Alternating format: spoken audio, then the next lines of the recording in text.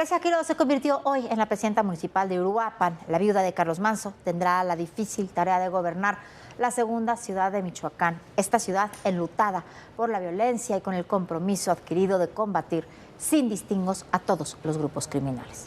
Vaya tarea la señora Quiroz asumió desde el día de hoy. Mientras tanto, lo que no se debe permitir es que con la llegada de Grecia al Palacio Municipal y anuncios como el Plan Michoacán se olvide el asesinato de Carlos Manso y sobre todo que se vuelva a dejar de lado las causas que defendió el alcalde sacrificado.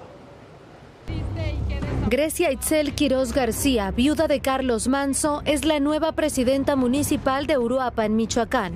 En una sesión extraordinaria en el Congreso del Estado, los legisladores avalaron por unanimidad que ella ocupe el cargo luego del homicidio de su esposo cometido el 1 de noviembre.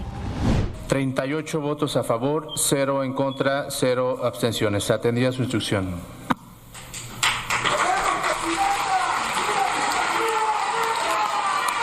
Luego de la sesión, Grecia Quiroz rindió protesta. Aseguró que el legado de Carlos Manso es más fuerte que nunca.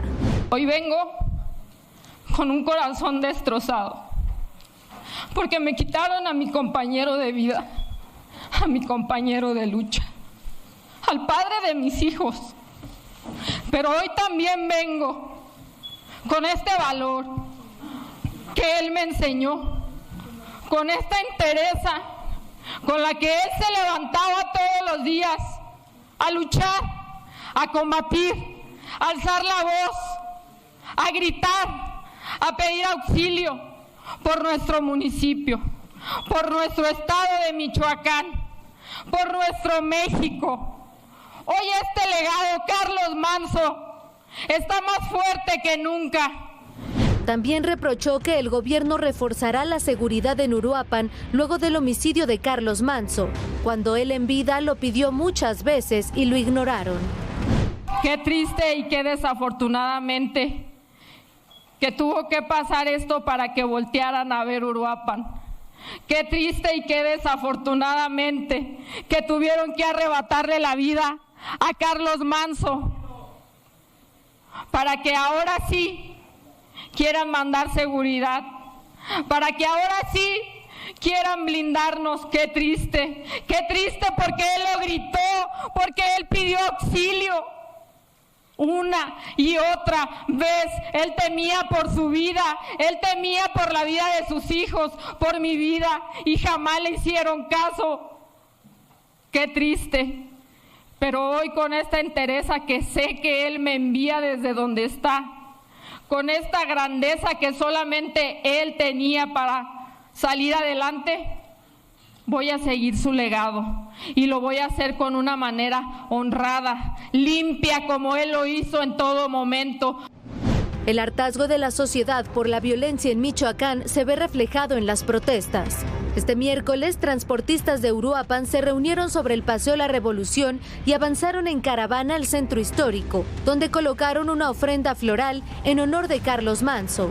Un día antes, el martes, cientos de estudiantes tomaron las calles del municipio. Algunos se trasladaron a la Universidad Michoacana en Morelia, donde instalaron un plantón. De manera simultánea, pobladores bloquearon la carretera federal Uruapan-Paracho. Otro grupo de personas realizó una cabalgata hacia el centro de la ciudad. El lunes hubo una noche de caos en Apatzingán cuando cientos de manifestantes irrumpieron en el Palacio Municipal. Causaron destrozos y quemaron parte del edificio. El domingo, un día después del homicidio de Carlos Manso, hubo 2 marchas en Morelia y Uruapan. En Morelia, ciudadanos enardecidos irrumpieron el Palacio de Gobierno, quebraron cristales e incendiaron parte del mobiliario. También se enfrentaron a los policías, quienes detuvieron a 10 personas. Para ADN Noticias, Fuerza Informativa Azteca. Mire, si usted ve estas manifestaciones, esta entrada al palacio ahí en Morelia, en Apatzingán, no son el bloque negro, no son jóvenes encapuchados que son profesionales de la violencia, son ciudadanos comunes y silvestres, ciudadanos que están hartos. Y el discurso de Grecia Quiroz refleja ese hartazgo, ese enojo. que tiene justificadamente la sociedad. Más allá de las declaraciones, hay que entender por qué para el crimen organizado es tan importante Uruapan, la ciudad que liga la Tierra Caliente con la zona purépecha, que es además probablemente la ciudad más rica de Michoacán por el peso que tiene toda la industria, los productores aguacateros. De Lázaro Cárdenas, del puerto de Lázaro Cárdenas, mire usted, del puerto de Lázaro Cárdenas, llegan por Lázaro Cárdenas y por Manzanillo, son las dos principales entradas del Pacífico. Manzanillo, ya en Colima, entran los precursores, el contrabando, los productos piratas, y por ahí entra también el fentanilo, y entran los precursores para las drogas sintéticas. Son llevados sobre todo a Apatzingán. Por eso hubo tanta molestia en Apatzingán, porque viven lo mismo que vive Uruapan. Desde ahí se distribuyen. Los que vienen hacia el centro del país van a Uruapan precisamente, y luego a Morelia. Y desde ahí, desde Uruapan y desde Morelia, tienen vía libre hacia la Ciudad de México, Guadalajara y otras regiones. Otros cargamentos, sobre todo de precursores químicos, son los que se llevan a la zona donde tenemos los grandes conflictos, desde Apatzingán hasta Coacolman. Toda esa zona es una zona de una enorme violencia, lo mismo que la zona subiendo hacia Uruapan. La frontera con Jalisco y Colima es una zona durísima. En esa ruta que pasa por Apatzingán es donde se desarrolla, en toda esta zona se desarrolla, mire, toda esta zona que le estamos marcando es donde se desarrolla la mayor violencia. Ahí están enfrentados los cárteles unidos, que tienen alianzas con la nueva familia michoacana, con el cártel Jalisco Nueva Generación, que recordemos que su origen es michoacano. El Mencho es de Aguililla, y que controlan todo el lado de la frontera y también el cercano puerto de Manzanillo. Además, Uruapan concentra en sus alrededores la mayoría de los laboratorios y campamentos de entrenamiento de los sicarios. Es un centro económico y financiero para la producción de aguacate. Un solo dato: las exportaciones de aguacate sumaron en 2024 $3.700 millones. Si la extorsión es, siendo moderados, de un 10%, eso significa que se quedan los criminales con por lo menos solamente de ese negocio. Olvídese usted de las drogas, olvídese de los secuestros, olvídese de la explotación de minas, olvídese del contrabando, unos 370, 400 millones de dólares al año. Eso es lo que está en juego. Por eso no es solamente un tema de crimen, es un tema de crimen y de enormes intereses económicos, de los cuales hay muchas autoridades, Viviana, también beneficiadas. Bueno, Jorge, y en toda esa zona que acabas de mostrar es precisamente donde Carlos Manso denunció que había muchos centros de adoctrinamiento de distintos cárteles, pero sobre todo del cártel Jalisco Nueva Generación. Cuando hablo de centros de adoctrinamiento, imagínese usted estos ranchos como el rancho Izaguirre que vimos en Jalisco, que fue denunciado, que vimos en todos los medios con imágenes escalofriantes. Pues de esos centros de adoctrinamiento, el rancho Izaguirre no es ni remotamente el único en todo el país. Carlos Manso, una de las principales amenazas que recibió fue porque denunció estos centros de adoctrinamiento de muchísimos chavos, de muchísimos jóvenes en toda esta zona de Uruapan y un poquito fuera. Eso es lo que está pasando en toda esta zona y es la forma en la que el crimen organizado está deteniendo y está controlando toda esta zona y está vapuleando a la sociedad. Mientras tanto, vamos a otro estado que también está muy complicado, Sinaloa. En Culiacán hubo 8 muertos con distintos enfrentamientos y también fue detenido un personaje apodado El Dani. El Dani es de nacionalidad estadounidense y era buscado por las autoridades de ese país porque lo consideran uno de los principales introductores de fentanilo. Una nueva jornada violenta en Culiacán, Sinaloa. 8 personas fueron asesinadas en diversos sitios de la capital. Entre las víctimas destaca Carlos Danilo Burgos García, exdirector de Panteones del municipio, quien fue atacado frente a su domicilio en la colonia Rafael Buelna.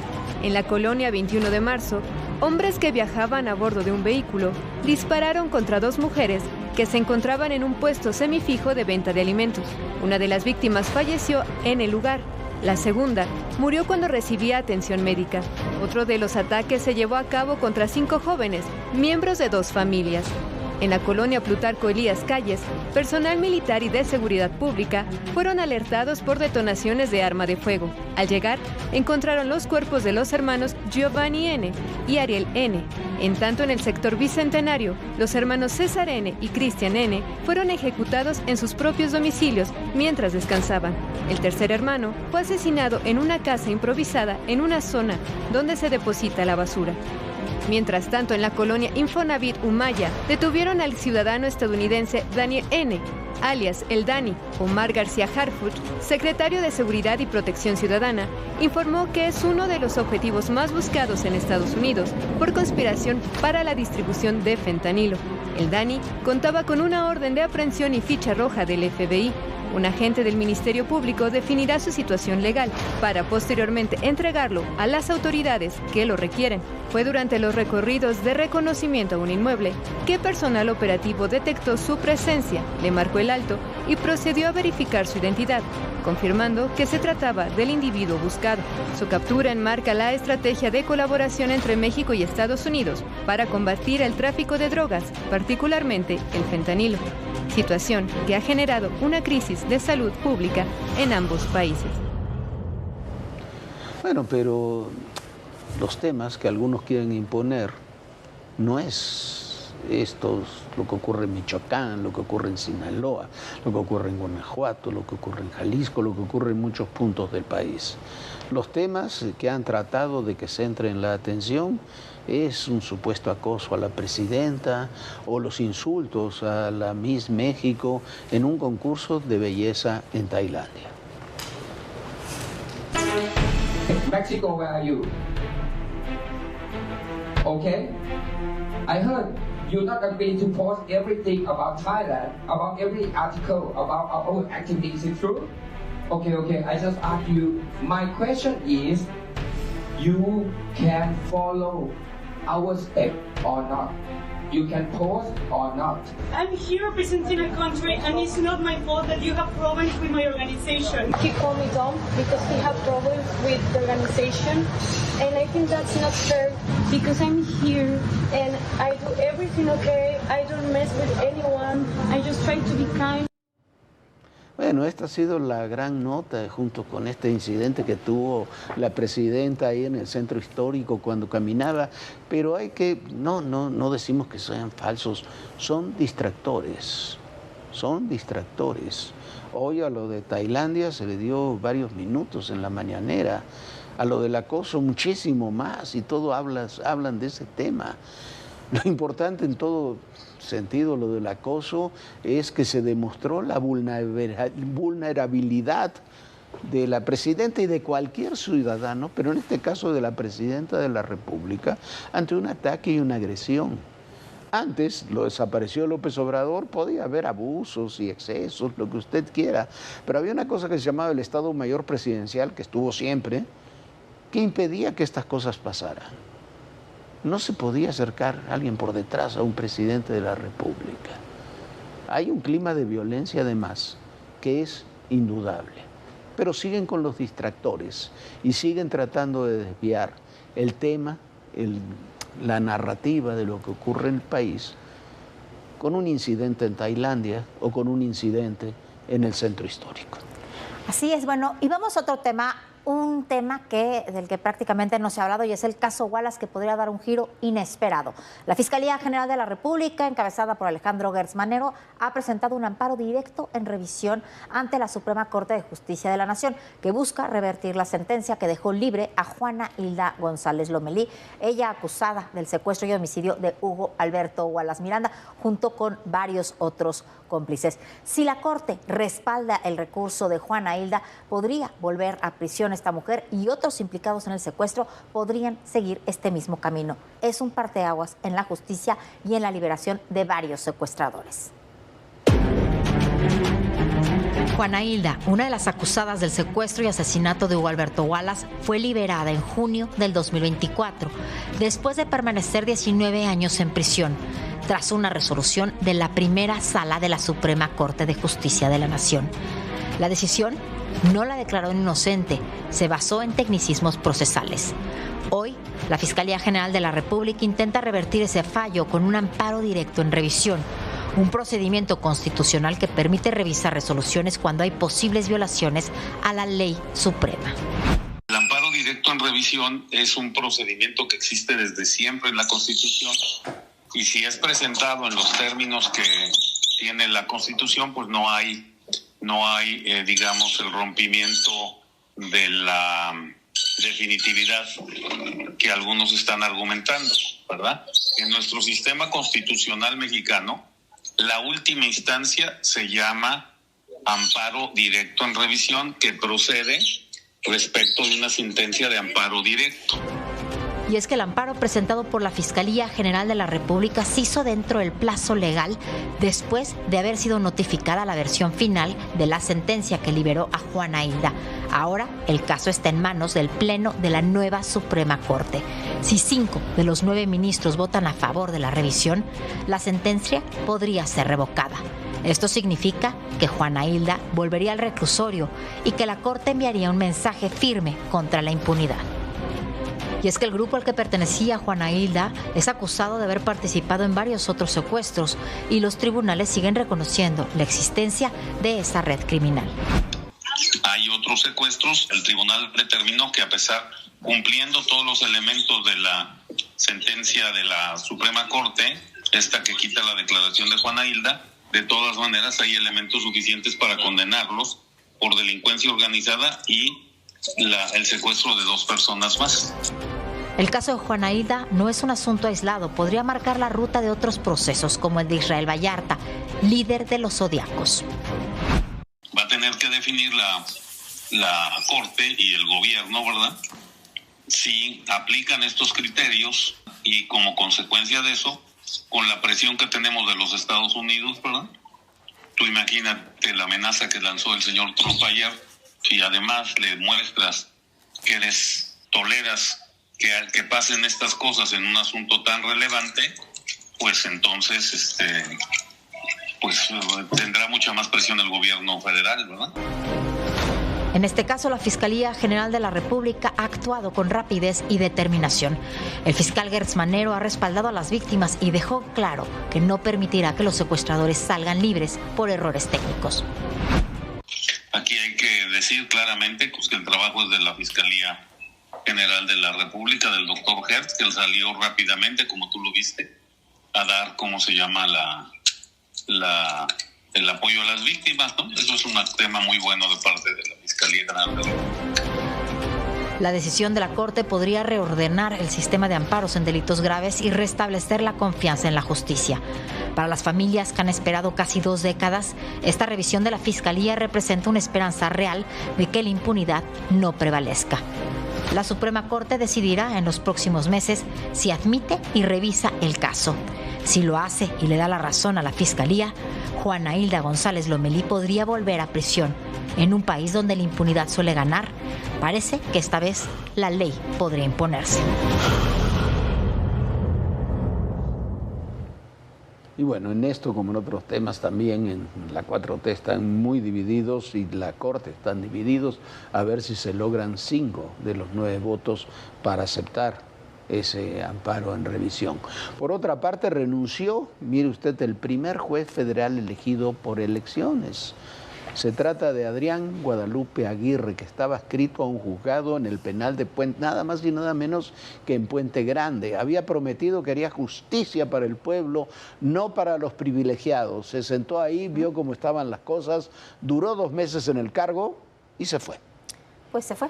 Seguramente, o podría haber sufrido ciertas amenazas, no lo sabemos, pero es una situación muy complicada y donde se necesita gente que tenga mucha experiencia y bueno, claramente no lo vemos ahora en muchos de los casos electos del nuevo Poder Judicial. Mientras tanto, siguen las repercusiones por la ruptura de las relaciones con Perú. El gobierno de ese país acusó al de México de haberle dado asilo en la embajada a Betsy Chávez. Ella era la funcionaria más cercana al depuesto presidente Pedro Castillo. Ambos están acusados de tratar de dar un golpe de Estado y de actos de corrupción. Y teniendo en cuenta las reiteradas ocasiones en que el actual y el anterior presidente de ese país han intervenido en los asuntos internos del Perú, el gobierno peruano ha decidido en la fecha romper relaciones diplomáticas con México. La crisis política entre Perú y México genera diversas reacciones. En Perú, el expresidente Pedro Castillo aseguró que la ruptura diplomática es una estupidez del fujicerronismo y la derecha, y criticó a la administración interina de José Gerí por romper los lazos diplomáticos luego de que la Embajada de México otorgara asilo a su exjefa de gabinete, Betsy Chávez. El presidente interino José Gerí defendió que Perú mantuvo la cordialidad hasta donde se pudo con México. Dijo que evalúa con Cancillería la decisión de otorgar el salvoconducto a la exfuncionaria del gobierno de Pedro Castillo, investigada en Perú por rebelión y conspiración en agravio del Estado. Señalamientos que Chávez rechaza. Hemos demostrado que la ruptura de relaciones diplomáticas responde justamente a un criterio que hemos tenido, pero en este caso del salvoconducto vamos a definirlo estrictamente con la recomendación de Cancillería, que en estos días próximos, seguramente el día viernes, tendremos la postura definitiva de nuestro país sobre ello. José Gerí fue cuestionado tras la reacción de la presidenta de México, quien manifestó no estar de acuerdo con la medida adoptada por el gobierno peruano. Nosotros tampoco estábamos de acuerdo cuando ella se expresaba respecto a asuntos internos de nuestro país y bueno, creo que hemos mantenido la cordialidad hasta donde se pudo. En México, Pablo Monroy, ex embajador de México en Perú y director general para América del Sur, señaló que México estudia la solicitud de asilo político, tomando en cuenta que los procedimientos legales están llenos de irregularidades y que son equivalentes a violaciones de derechos humanos. Solicita asilo diplomático a México. México estudia su solicitud, por supuesto estudia toda la información que ha recabado y encuentra que existen elementos suficientes para otorgar el asilo. En Perú aseguran que las declaraciones son engañosas. El propio Tribunal Constitucional determinó que había habido una irregularidad, es decir, el propio sistema legal peruano la liberó. ¿Cómo se puede decir, no, que esta ha sido una perseguida política, no solamente porque ella fue cómplice, sino que encima, además, el propio sistema de justicia la liberó? Con Betsy Chávez asilada en la Embajada de México, la Sala Penal Especial de la Corte Suprema rechazó el pedido fiscal para declararla reo contumaz. Es decir, que está localizable para ejecutar la orden de captura y presentarla ante la justicia. Para ADN Noticias, Fuerza Informativa Azteca. Un tiempo que éramos un faro en América Latina, hoy estamos cada vez más distanciados con mayor cantidad de países de la región. Mientras tanto, son incontables las repercusiones sobre los resultados electorales de ayer en Estados Unidos, sobre todo por el triunfo de Zohran Mamdani como nuevo alcalde de Nueva York, un hombre de 34 años, con mucho carisma, con poca experiencia política, nacido en Uganda, apenas hace 7 años tuvo la nacionalidad estadounidense, que se declara socialista y que es de fe musulmana. Ese hombre va a gobernar la ciudad de Nueva York. Mientras la noticia de la victoria del socialdemócrata musulmán Zohran Mamdani se extendía de Queens a Washington y de ahí a California, también resonaba en rincones del mundo donde las elecciones locales estadounidenses suelen pasar desapercibidas. Mamdani será el primer alcalde musulmán de la ciudad del 11S, el primer socialista en dirigir la ciudad más grande de Estados Unidos y el más joven en un siglo. Su victoria se suma, además, a los triunfos demócratas en otros estados como Virginia y Nueva Jersey. Mamdani, quien durante la campaña habló de su fe, de sus raíces indo-ugandesas y de su activismo pro-palestino, hizo de la asequibilidad un tema central de su campaña. Quiere que los autobuses urbanos sean gratuitos, que los alquileres se congelen y promulgar la atención infantil universal. Mientras sus críticos señalan su escasa experiencia en el gobierno, Donald Trump se ha referido a él como mi pequeño comunista, aunque de momento el presidente solo ha tomado nota de los resultados electorales que no favorecieron a su partido.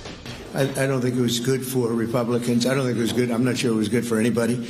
But we had an interesting evening and we learned a lot. En una ciudad que alberga la mayor población musulmana de Estados Unidos, una ciudad que nunca antes había tenido un alcalde musulmán, Zohran Mamdani logró una victoria generacional y ahora es la principal figura opositora en Estados Unidos. Anyone can show a nation betrayed by Donald Trump how to defeat him. It is the city that gave rise to him.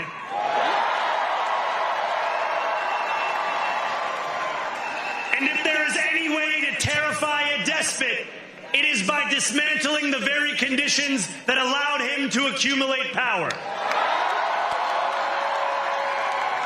This is not only how we stop Trump, it's how we stop the next one.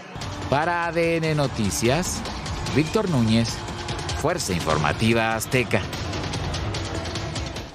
Bueno, y esto demuestra que nada está escrito en política. Nosotros ya nos vamos. Muchísimas gracias por habernos acompañado y lo esperamos mañana muy puntual en punto de las 11 de la noche. Sueñe bonito, descanse. Bonita noche, Jorge. Muy buenas noches, Viviana. Muy buenas noches a todos ustedes. Y recuerden, el poder y en la política todo, pero absolutamente todo es personal. Gracias.